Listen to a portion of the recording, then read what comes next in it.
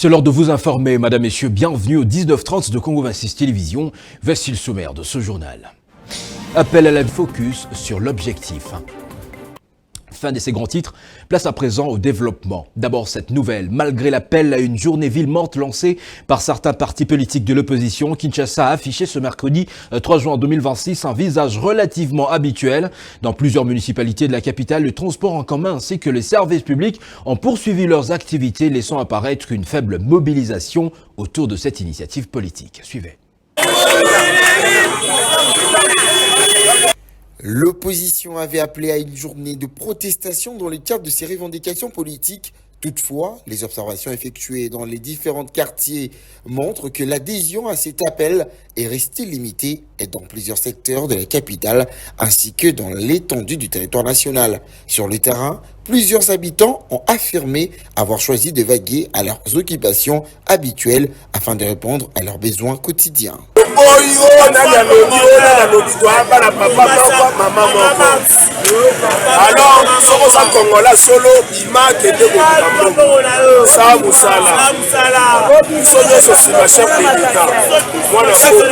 Pour certains, les difficultés économiques actuelles ne permettent pas de suspendre les activités professionnelles et commerciales.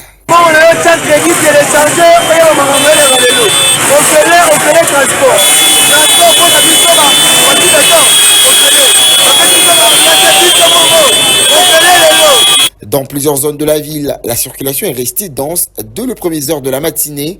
Les écoles, boutiques et marchés ont également enregistré une présence importante de la population.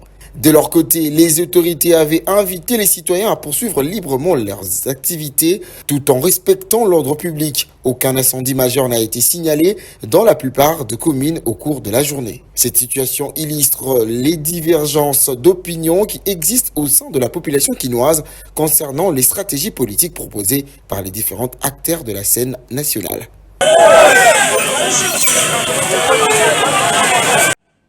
Dans un autre chapitre, la Commission électorale nationale indépendante a publié son rapport annuel dans lequel elle dresse un bilan préoccupant en présentant les difficultés liées à la situation financière et les préparatifs des prochaines échéances électorales. La CENI, par son président Denis Kadima, évoque des dettes héritées du cycle électoral de 2023, mais se déclare favorable à l'organisation d'un éventuel référendum à condition d'une mobilisation de ressources nécessaires pour garantir la crédibilité des prochains enjeux électoraux. Ebenezer Bwangawe-Namoyo. Selon la centrale électorale, le contexte sécuritaire marqué par la guerre dans l'est du pays mobilise une part importante de ressources nationales, réduisant le marge budgétaire nécessaire à l'organisation des élections prévues en 2028. N'oublions pas quand même que le pays fait face à une guerre qui dure et une guerre très sévère, très intense, et les moyens sont orientés vers les efforts pour préserver l'intégrité territoriale de la RDC et si cela entraîne que le gouvernement ait moins de moyens pour s'occuper des questions électorales, nous comprenons, mais cela ne nous empêche pas de chaque fois qu'on a l'occasion d'attirer l'attention du gouvernement sur le fait que il y a lieu de commencer déjà les préparatifs pour les élections, sinon nous risquons de rater l'échéance. La CENI souligne également qu'elle continue de faire face à des dettes héritées du cycle électoral de 2023, ce qui complique davantage la planification de ses activités futures. Nous devons faire des ajustements. Je ne pense pas qu'il soit déjà trop tard. Donc, nous pouvons faire des ajustements et avancer un peu plus vite, mais ça peut aussi signifier avoir un peu plus de moyens que ce que nous aurons pu demander si les choses avaient commencé bien avant. Le rapport évoque par ailleurs la question d'un éventuel référendum constitutionnel. La Commission rappelle qu'en cas de décision politique allant dans ce sens, elle serait appelée à en assurer l'organisation conformément à ses attributions légales, ce qui nécessiterait de moyens financiers et logistiques supplémentaires. La Constitution nous donne le mandat d'organiser les élections et les référendums. Nous sommes tenus à être toujours prêts pour les élections et pour les référendums. Évidemment, tout dépend, c'est une question éminemment politique. S'il faut un référendum ou pas, ça on laisse aux politiciens. Mais une fois qu'ils se sont mis d'accord, la CENI est tenue d'être prête pour pouvoir organiser. Et je pense que l'expertise est là, mais il faut qu'on ait assez de temps. Techniquement, c'est quelque chose qu'on peut faire. D'ailleurs, un référendum est plus facile qu'une élection. Il n'y a que 2 choix, c'est oui ou non. C'est beaucoup plus facile. Face à ces défis, la Commission électorale nationale indépendante, CENI, insiste sur la nécessité d'un financement adéquat et anticipé afin de garantir la crédibilité et la bonne tenue des prochains scrutins. À l'intérieur du pays, en Ituri précisément, l'armée découvre une cache d'armes à Nizi, dans le territoire de Djougou. L'opération s'est déroulée la nuit charnière du dimanche 31 mai au 1er juin 2026. Selon le lieutenant-général Jules Ngongo, porte-parole du secteur opérationnel dans cette partie du pays, cette action menée avec l'appui de la population a permis de récupérer 11 armes de guerre, dont 8 fusils AK-47, une mitrailleuse PKM et un lance-roquettes RPG-7, ainsi que plusieurs chargeurs et de munitions. Suivez. Nouvelle avancée dans la lutte contre les groupes armés en Ituri. Les forces armées de la République démocratique du Congo annoncent avoir découvert une nouvelle cache d'armes à Nizi dans la chefferie de Mambisa, située en territoire du Djougou. Selon le porte-parole de l'armée en Ituri, lieutenant Jules Ngongo Chikoudi, cette opération s'est déroulée dans la nuit du 31 mai au 1er juin 2026 à la suite d'un travail de renseignement appuyé par la collaboration avec la population locale. En Nizi, les forces armées, en collaboration avec sa population, ont montré encore une fois leur bravoure de récupérer ces armes cachées, enfouies malheureusement par un certain chef qui avait enterré ces armes. Et ces armes appartenaient à la CRP de Thomas Lubanga, allié du M23. Le bilan provisoire présenté par le service de sécurité fait état des 11 armes de guerre récupérées, parmi lesquelles une mitrailleuse PKM et lance-roquettes, plusieurs fusils d'assaut AK-47 ainsi que des chargeurs approvisionnés. Au nom du gouverneur militaire, lieutenant-général Luboyan Kasha Madjoni, nous demandons à la population de continuer à collaborer.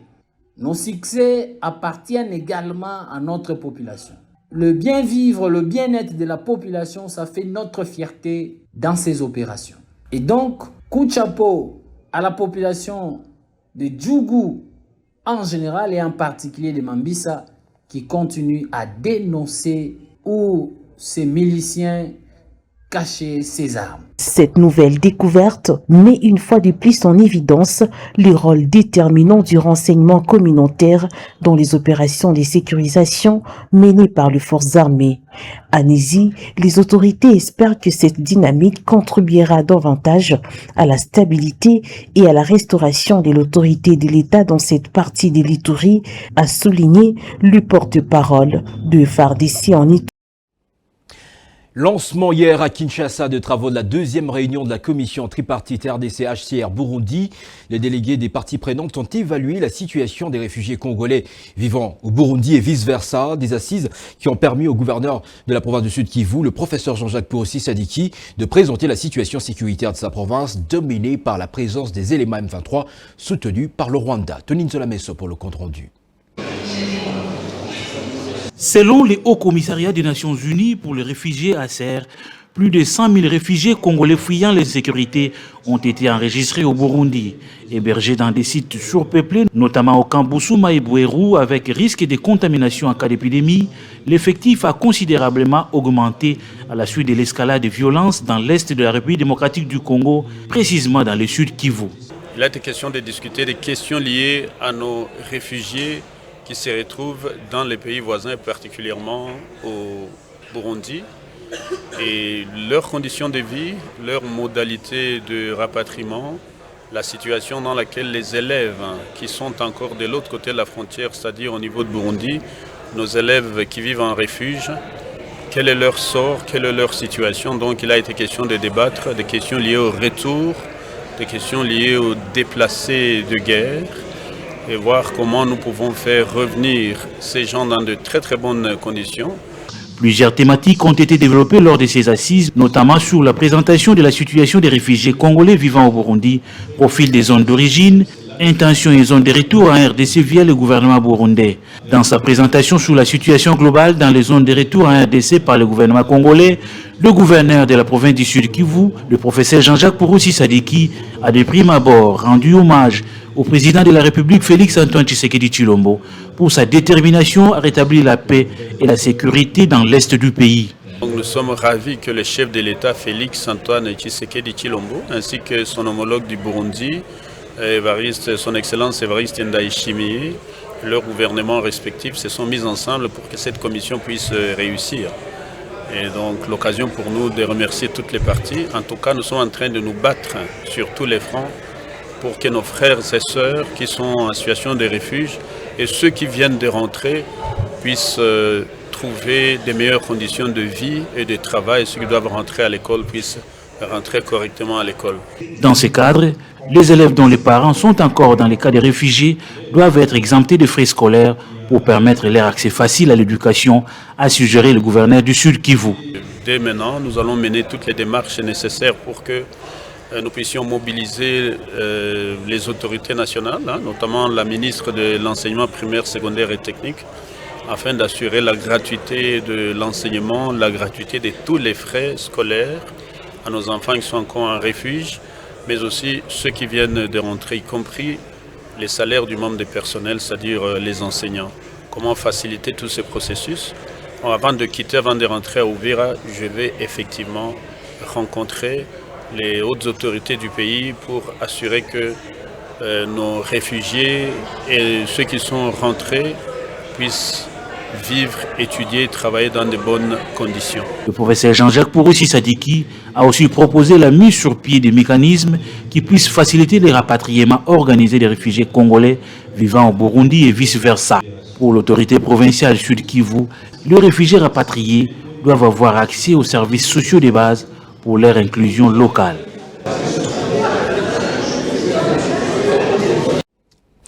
Un autre dossier à présent, en mission d'itinérance dans la province du Congo central, le directeur général AI de l'Office de gestion de fret multimodal OGFREM, accompagné d'une forte délégation, a effectué plusieurs activités, notamment la pose de la première pierre du bâtiment devant habiter l'Académie du transport multimodal. C'était un séjour surchargé. Le détail dans ce reportage. C'est par la ville portuaire de Matadi que le DGAI est arrivé avec sa délégation dans la province du Congo central. Une mission d'itinérance en plusieurs étapes. Cité côtière de Mwanda, première étape de la mission officielle d'itinérance du directeur général intérimaire de l'OGFREM. Accompagné d'une forte délégation composée des directeurs, de quelques cadres et agents de l'office, Maëlle Samba Emmanuel a procédé à la pose de la première pierre du futur bâtiment qui va abriter l'Académie du transport multimodal. En présence de Madame Amina Panda, administrateur du territoire, et de Madame Dikitele, numéro 1 de la direction provinciale ouest de l'OGFREM, le DGAI a rendu hommage aux autorités du pays pour leur accompagnement sans faille dans la concrétisation de projets de l'OGFREM dans cette partie du pays.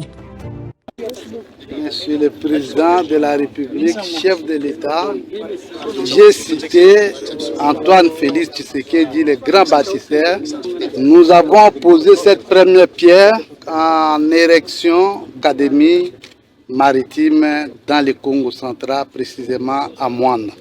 Depuis 46 ans d'existence de l'OGFREM, en Afrique l'Ouest, vous trouvez l'académie maritime au niveau de Côte d'Ivoire. Mais quand vous prenez la partie centrale, cette académie n'existe pas. Nous sommes dans la ligne droite, dans la veine de la vision du chef de l'État qui veut doter le pays d'un port à eau profonde. Et comme préalable, il a fallu que nous développions à côté certaines infrastructures qui vont aider l'existence de ces ports. Sous la supervision des vice-premiers ministres et ministres des Transports, il a été décidé de pouvoir aligner avec urgence le programme de lancement des travaux, de l'érection de ces bâtiments. Nos enfants vont apprendre des choses sur la maritime. Avant, il est passé par une autre ville, celle de Boma, où il a visité le parc à bois et à véhicules avant la pose de la première pierre sur le territoire de Kungu. Après Mwanda, le DGAI Maele et sa délégation se sont rendus à Matadi. Dans la ville portuaire, le numéro 1 de l'OGEFREM a été reçu par le gouverneur de province avec qui il a échangé sur différents projets de l'OGEFREM à réaliser dans cette ville. Parlons sport, football à présent. À quelques jours du début de la Coupe du Monde 2026, la sélection nationale congolaise fait face à une incertitude autour de son deuxième rendez-vous amical contre le Chili. Alors que la Fédération congolaise de football association annonce des démarches en cours pour sauver cette rencontre prévue en Espagne, une décision des autorités locales espagnoles remet en question sa tenue en raison des préoccupations liées à la crise d'Ebola. Malgré ce contretemps, les Léopards de la RDC poursuivent sereinement leur préparation avec en ligne de mire le match qui se joue actuellement d'ailleurs face au Danemark à Liège. Gloire Kitoga nous en dit plus. Malgré l'incertitude autour du match amical face au Chili, les Léopards de la République démocratique du Congo peaufinent avec la préparation, remise en question par les autorités locales du Royaume d'Espagne en raison de préoccupations liées à l'épidémie d'Ebola qui sévit en République démocratique du Congo. Cette rencontre fait actuellement l'objet des discussions entre la FECOFA et les instances concernées. En attendant une décision définitive, les hommes de Sébastien Desabre restent focalisés sur leur premier test face au Danemark. Donc un premier match contre Danemark qui va venir marquer la fin de notre première semaine, de notre premier bloc de préparation en vue de la Coupe du Monde. Quoi dire d'autre? Dire que pour l'instant tout fonctionne correctement. Les joueurs travaillent bien, sont très concentrés sur leur tâche et on sait qu'on est dans la première semaine, qu'il reste encore 15 jours de préparation avant notre match contre le Portugal. Ce rendez-vous constitue une étape importante pour évaluer le groupe et affiner les réglages avant les prochaines échéances officielles. Tout focus, tout déterminé et tous les groupes, ils sont nyonso. Tout ça, une vision moto. Il y a un côté de l'histoire. Toujours travailler. Mais avec beaucoup d'humilité. Zambada est là tout. Notons qu'en cas du maintien de la rencontre RDC-Chili, cette dernière offrirait aux Léopards une nouvelle opportunité de renforcer leur préparation. Une chose est sûre, la RDC garde le cap vers son objectif, celui de faire bonne impression en cette Coupe du Monde 2026.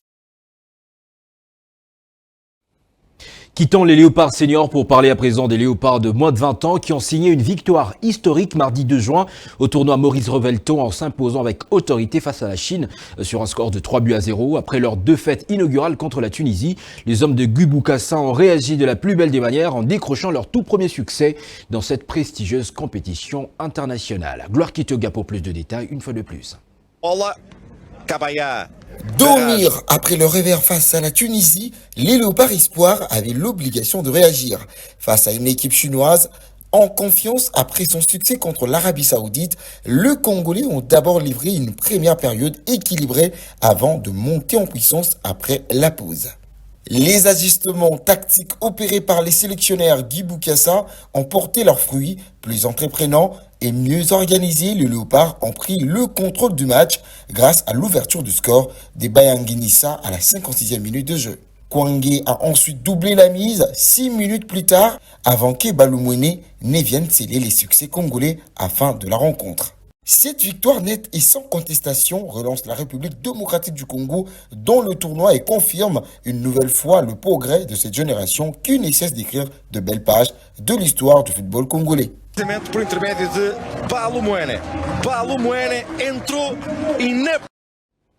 Football encore pour finir, cette fois-ci sur la scène continentale. Le Sénégal a remporté la CAN de moins de 17 ans organisée au Maroc en battant la Tanzanie au tir au but après un match nul d'un but partout en finale. Les Lionceaux de la Teranga décrochent donc leur deuxième titre continental dans cette catégorie. C'est par ces images que nous mettons un point final à ce journal. Revoici ses principales articulations. Appel à la ville morte. Le prochain rendez-vous est fixé pour demain 19h30 heure de Kinshasa. Mesdames et messieurs, restez branchés sur Congo 26 Télévision, la chaîne de l'unité nationale. Bonsoir chez vous.